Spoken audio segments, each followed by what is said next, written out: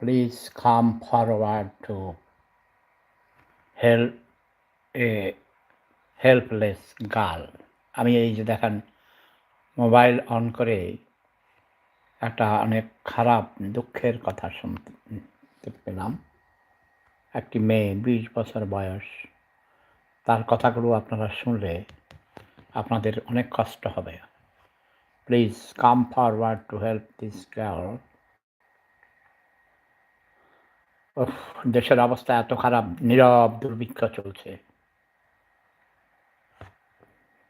অনেক কঠিন জীবন মানুষের। বলতেও পারে না, সইতেও পারে না। একটা মেয়ের কথা থেকে আপনারা শুনুন দয়া করে।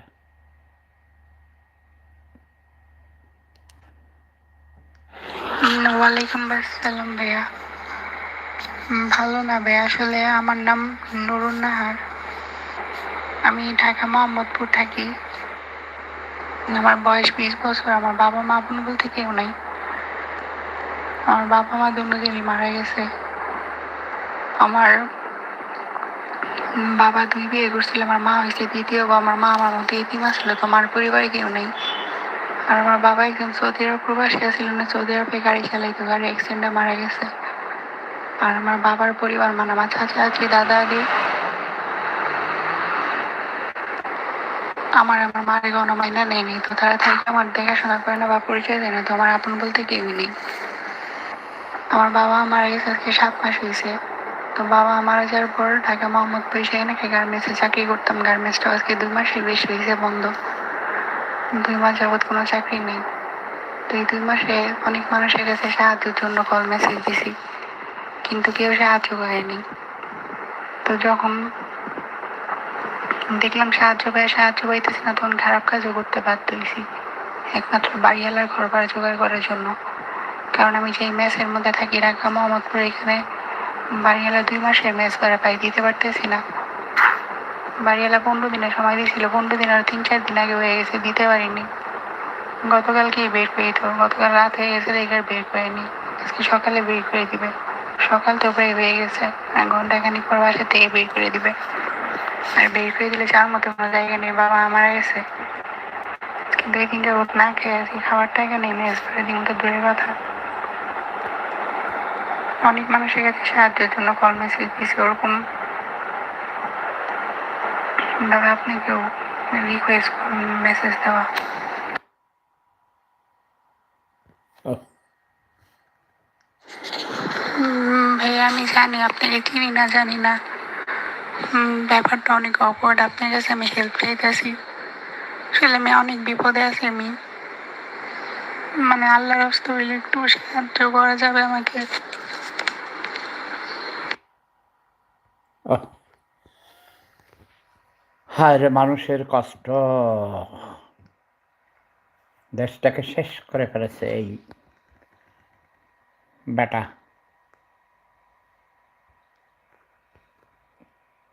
কিন্তু আমি তো গত ৩৫ বছর দেশের বাইরে অনেকেই সাহায্য চেয়েছি বিভিন্নভাবে, কিন্তু এমন অবস্থা এমন করে এই মেয়েটার দেখো কি অবস্থা। সে সব খুলে বলেছে কথাগুলো। হে মাওলা, তুমি আমাকে সাহায্য করো। আমি যদি এই মেয়েটার কোনো উপকারে আসতে পারি, শুধু এই মেয়েটা নয়, সারা বাংলাদেশে বর্তমানে নীরব দুর্ভিক্ষ চলছে। একটি 20 বছর বয়সের মেয়ে 7 মাস আগে তার সৌদি প্রবাসী বাবা গাড়ি অ্যাক্সিডেন্ট করে মারা গেছে। তার বাবা ড্রাইভার ছিলেন। আমার মনে হয় মেয়েটা মিথ্যা কথা বানিয়ে বলে নাই। এই যে একজন লিখেছে, এই যে নিচে লিখছে, এই মেয়ে প্রতারক। টাকা হাতিয়ে নেয়া চেষ্টা করতেছে।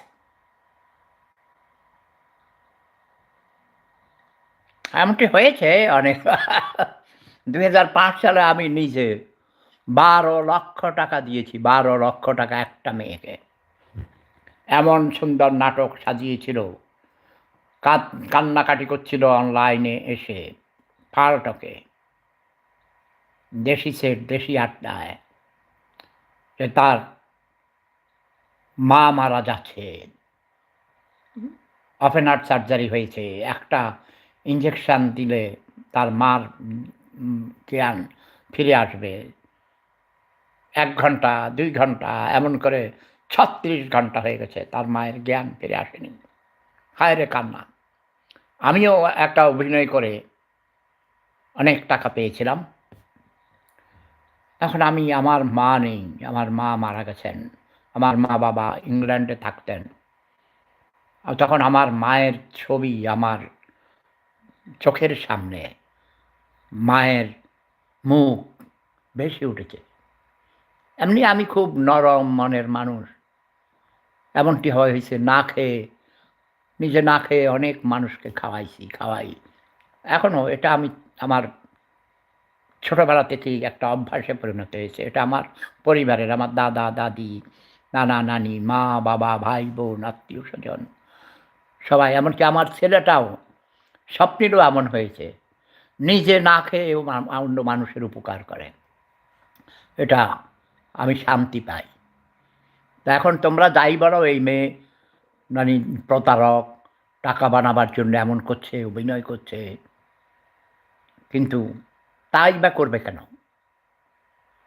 সে প্রতারক হবে কেন? অভিনয় করবে কেন? সে তো গার্মেন্টসে চাকরি করত। গার্মেন্টস তো বন্ধ। এখন তো বাংলাদেশে প্রায় আমি শুনেছি অ্যাবাউট 40 লাখস ৪০ থেকে ৫০ লক্ষ শ্রমিক কাজ হারিয়েছে। গতকালকে মিরপুরে গার্মেন্টস ফ্যাক্টরিতে আগুন লেগে ৩০ জন শ্রমিক মারা গেছে। আরও বেশি হতে পারে, অনেক আহত হয়েছে। এমনটি হচ্ছে কেন?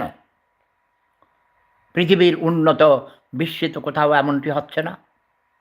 আমার দেশে কেন হচ্ছে? কোথায় ধর্মবাদীরা, ধর্ম ব্যবসায়ীরা, যারা ধর্মের কথা বলে আল্লাহ খাওয়াবে বলে মানুষকে গরিব বানাচ্ছে? এবং সিস্টেম বাংলাদেশের, আমি তো দেখি আজ যদি আমার হাঁটু আপা এই মেয়ের কান্না শুনত, সাথে সাথে সে নিজে এই মেয়েটির সাহায্য করত। এমনটি করেছেন? কেন মেয়েরা পতিতা হবে কেন? তাহলে এই পতিতা বৃত্তিটাকে লিগ্যাল করে দাও। সারা পৃথিবীতে আছে, আমি তো বলেছি বিবিসি, মদ, মাগি, জুয়া, এই ৩টাকে বৈধ করে দাও, লিগ্যালাইজ করে দাও, লাইসেন্স করে দাও। সরকারও ট্যাক্স পাবে, মানুষ বেঁচে থাকবে। পৃথিবীর আদিম পেশা পতিতাবৃত্তি। কি? বার, ব্রোথেল এবং ক্যাসিনো, মদ, মাগি, জুয়া, এই ৩টাও পেশা। এই ৩টা করেও অনেক মানুষ জীবিকা অর্জন করতে পারে। পৃথিবীতে এই সব কিছুর পিছনে, সব কিছু অনিষ্টের মূলে ধর্ম, ধর্মীয় মৌলবাদ, ধর্মীয় মৌলবাদী গোষ্ঠী। এই যে এই মেয়েকে যারা ভোগ করেছে, করছে, অথবা এখনও উৎপেতে আছে, রাতে যান আপনারা, সবগুলো হুজুর গরিব হুজুর মসজিদে আজান দেয় আর সরকারে খায়, ভিক্ষা করে খায়। তারা এইসব কাজ করে। মাদ্রাসায় ছেলে বলৎকারী করে, মাদ্রাসায় ছোট ছোট ছেলেদেরকে বলৎকারী করে, ছোট মেয়েদের ধর্ষণ করে হত্যা করে, মাদ্রাসার বাথরুমে নিয়ে ওড়না দিয়ে গলায় পেঁচিয়ে ঝুলিয়ে রাখে, হত্যা করে। এগুলি সব কিছুর পিছনে মনে হলো ধর্ম। ধর্মই সকল অধর্মের মূল। ধর্মই অভাব অনটন সৃষ্টি করে, যুদ্ধবিগ্রহ সৃষ্টি করে সারা পৃথিবীতে। আজ আপনারা দেখেন, আমার জন্মেরও অনেক আগে থেকেই সেই প্যালেস্টাইন, গাজা, ইসরায়েলের যুদ্ধ। অনেক চেষ্টার ফলে আমেরিকার প্রেসিডেন্ট ডোনাল্ড ট্রাম্পকেও অনেকভাবে বুঝিয়ে এই যুদ্ধ বন্ধ করানো হয়েছে। যুদ্ধ বিরতি চুক্তি করিয়েছি আমি, শেফাতুল্লাহ শেফুদা, ওয়ার্ল্ড পিস মিশনের মাধ্যমে। আমার মিশনের মাধ্যমে আমি এটা করেছি। এখন আমার প্ল্যান হলো ইউক্রেন এবং রাশিয়ার যুদ্ধ বন্ধ করাতে হবে। এই যুদ্ধটাও বন্ধ করলে অনেক কর্মসংস্থান হবে, পৃথিবীতে ব্যবসা বাণিজ্য অনেক ক্ষতিগ্রস্ত হচ্ছে।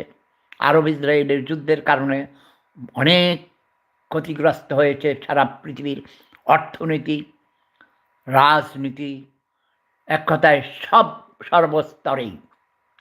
শিল্প উন্নয়ন, ট্রান্সপোর্ট বন্ধ হয়ে গিয়েছিল। খাদ্য এক জায়গা থেকে আরেক জায়গায় নিতে পারে নাই। সমুদ্রপথে বাধা ছিল। এখনও ইউরোপে ইউক্রেনকে বলা হয় শস্য ভাণ্ডার। গম রপ্তানি করা হয় এখান থেকে সারা পৃথিবীর অনেক দেশে। ইউক্রেন, রাশিয়া এই অঞ্চল থেকে অনেক উন্নত মানের গম উৎপাদিত হয়, আলু উৎপাদিত হয়, বিভিন্ন ধরনের খাদ্যশস্য, সেগুলো সারা পৃথিবীর বিভিন্ন দেশে রপ্তানি করা হয়।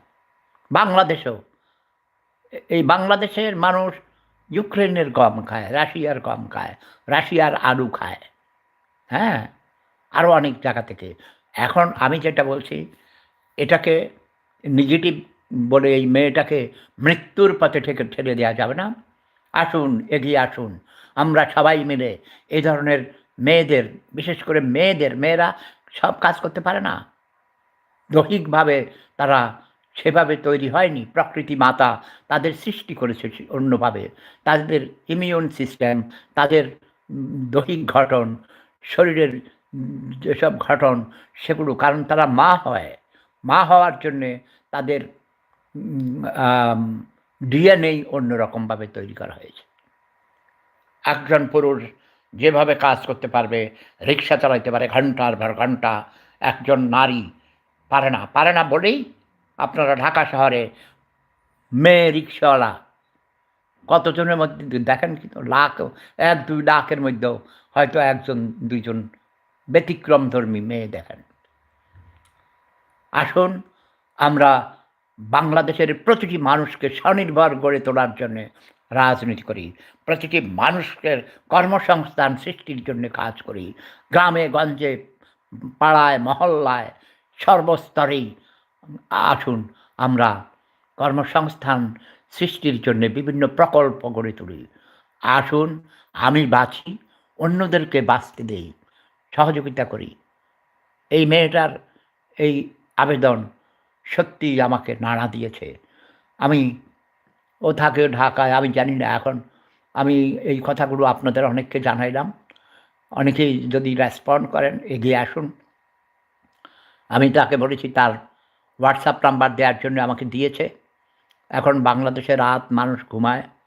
আমার পরিচিত যারা আছে তাদেরকে আমি আগামী দিন তার নাম্বার দিব এবং আমি অনুরোধ করব যদি কেউ এগিয়ে আসে। আমি নিজেই অনেক দেনাদার। আমি ক্যান্সারের রোগী, আমি হার্টের রোগী। আমার এই কানে অপারেশান হয়েছে, এখনও ব্যান্ডেজ করেনি, শুক্রবারে খুলবে কানের ভিতরে। একবার গত শুক্রবারে করেছিল, আগামী শুক্রবারে আবার। গত মানে কি 2 সপ্তাহ হয়ে গেছে। 17 তারিখে অ্যাপয়েন্টমেন্ট আছে। তো আমি চেষ্টা করি আমার দ্বারা যতদূর সম্ভব বিভিন্ন জনকে অনুরোধ করি। অনেকে কথা শুনেন, অনেকে আমার অনুরোধ শুনেন, অনেকে সম্মান করেন। আমি অনুরোধ করব এই মেয়েটার ব্যাপারে। অনেকের ফান্ড আছে, বিভিন্ন দান করতে চান, চ্যারিটি অর্গানাইজেশন আছে। আমার সাথে যোগাযোগ ছিল অনেকের, কিন্তু সেই সব বিচ্ছিন্ন হয়ে গেছে। অনেক ধরনের নন গভর্নমেন্টাল অর্গানাইজেশন ছিল।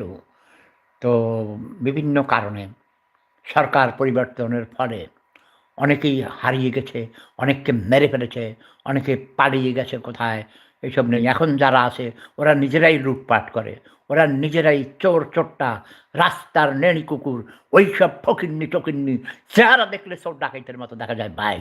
এইসব সমন্বয়ক এরা এই দেশটাকে শেষ করে ফেলেছে। Doctor Yunus, be careful. আপনাকে আমি অনেক শ্রদ্ধা করি।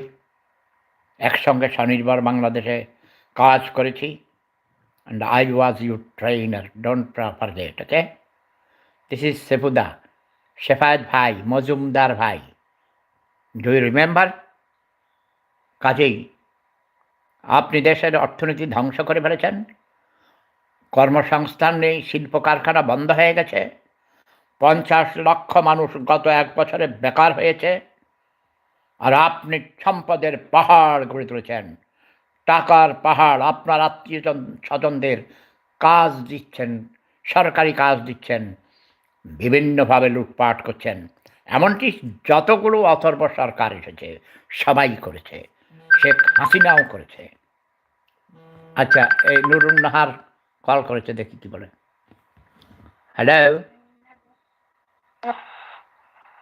নুরুন নাহার। আসসালামু আলাইকুম।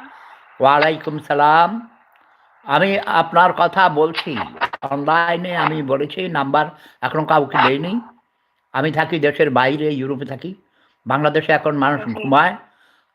আপনি বলুন তো, এটা অনেকে বলতেছে যে আপনি নাকি মিথ্যা কথা বলছেন টাকা বানানোর জন্যে। এটা কি সত্যি?